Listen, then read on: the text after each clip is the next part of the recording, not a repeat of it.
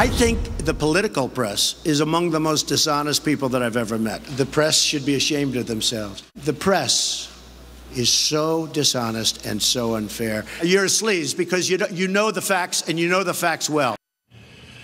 Donald Trump ripping into the media, calling out reporters right to their face. And Gina Loudon says, let's face it, voters are loving it. Also here, Jessica Tarloff, and Connell McShane is back with us. So, Gina, why do folks like it so much? Because it's what they've always wanted to say to the media, David. This is their moment where, through the mouthpiece of Donald Trump, they get to yell at the media that has done a disservice to this country for decades now. Well, Jessica, Connell will back me up on this. Every time we do one of these things about how Trump is bashing the media and the people love it, our ratings go up. I mean, it's clear that people love this stuff.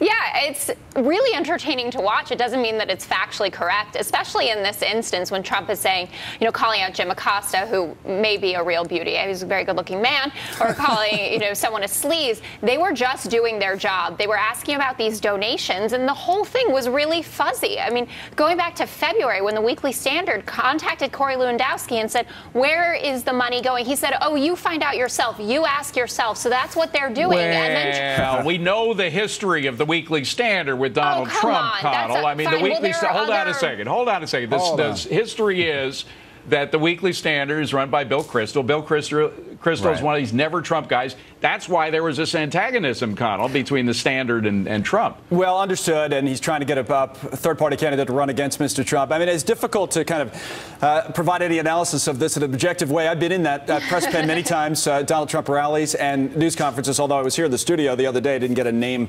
thrown at me. But I think it's possible, David, that both sides are right in this and both sides are essentially winners in this. I think Trump wins every time he attacks the media.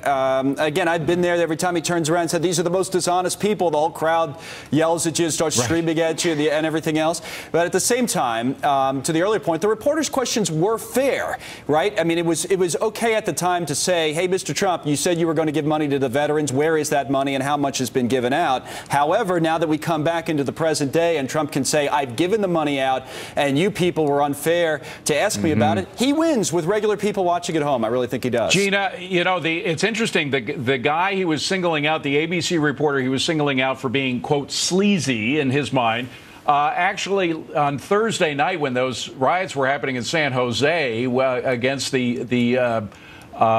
the protesters against the Trump supporters, he was one of the most adamant, saying that these people are monsters. They've got to be stopped, that this thing is terrible. So he was, despite having been chastised by Trump the day before, that night, he was with Trump. You mean when the George Soros-funded rioters were at the Trump event? Yeah, and I'm glad that the media is being held accountable. I mean, we look at what happened just this week with Katie Couric flipping her story now and saying, oh, whoops, yeah, maybe that was a pretty bad edit, and maybe I should take responsibility for that. The media has been put in a completely different place, and this is the cool thing for everybody, for all people, all consumers of political news, Democrat or Republican, independent, socialist, or otherwise, and that is that Donald Trump has single-handedly changed the way that media operates. And with his presence in the media, he has taken to task the establishment Republicans, the establishment Democrats, and the establishment media. It's exciting times. I think Ladies and gentlemen, quick last comment, very quick, Connell. Well, I think it's also, David, using the media as a foil as opposed to, you know, holding us in the media accountable, that he knows exactly what he's doing and he knows how disliked the media is and can use it as an effective foil in the campaign. Jessica, I promise I'm going to start with you next time, but we have literally run out of time. I appreciate it. Okay, you do. Trump should be